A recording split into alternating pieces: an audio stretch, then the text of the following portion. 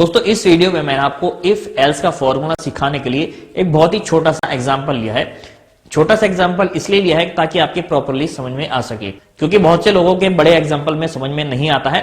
तो आइए चलते हैं लैपटॉप स्क्रीन पर और मैं आपको समझाता हूं कि आप इफ एल्स का फॉर्मूला कैसे अप्लाई कर सकते हैं। तो यहाँ पर मैं आपको समझाने के लिए एक एग्जांपल लेता हूँ। यहाँ पर मैं लिख लेता हूँ सेल्स का अमाउंट, कोई भी अमाउंट हम ले लेते हैं और यहाँ पर हम ले लेते हैं 55,000 और यहाँ पर हम लेते हैं परचेज का अमाउंट। कोई हमारा प्रोडक्ट है उसको हमने परचेज किया है और सेल किया है, तो हम उसका प्रॉफिट एंड लॉस का कैलकुलेशन करेंगे छोटी सी।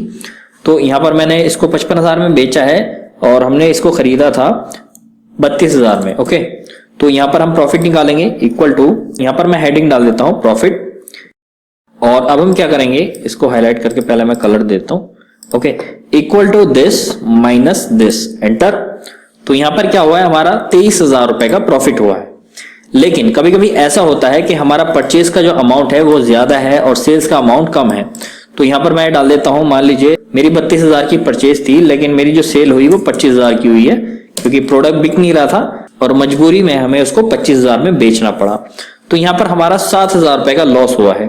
लेकिन हमारा जो हेडिंग है वो यहाँ पर अभी भी प्रॉफिट दिखा रहा है, तो ऐसा तो गलत हो गया।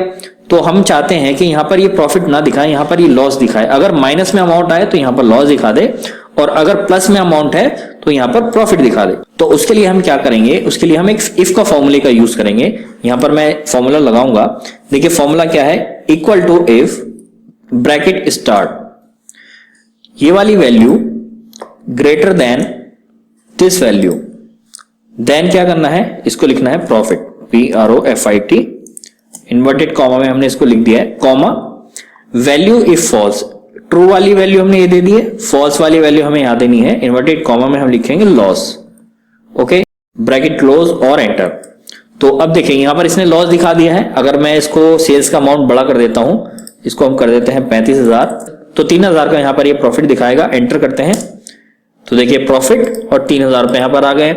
और अगर मैं इसको फिर दोबारा इसको कर देता हूं 10,000 कर देता हूं, तो अब इसको लॉस दिखाना चाहिए, तो लॉस 22,000। तो मैंने इफ एल्स का एक छोटा सा एग्जांपल देकर आपको समझाया है। बहुत ही आसान है इफ एल्स का फॉर्मूला। फॉर्मूले में क्या है, यहाँ पर सबसे पहले आपको देना है इफ, उसके बाद यहाँ पर आपको कंडीशन देनी है और अगर ये कंडीशन ठीक है तो यहाँ पर वैल्यू इफ ट्रू वाली यहाँ पर देनी है और फॉल्स वाली आपको यहाँ पर दे देनी है। तो दोस्तों ये थी एक छोटी सी वीडियो जिसमें मैंने आपको एक्सप्लेन किया इफ एल्स फॉर्मूले के बारे में। उम्मीद है आपको ये समझ में आ गया होगा और इसी तरह से आप बड़ी बड़ी शीट्स पर इस फॉर्मूले को अप्लाई कर सकते हैं अपने यूज के अकॉर्डिंगली। तो चलिए अब हम चलते हैं अपने अगले चैप्टर पर।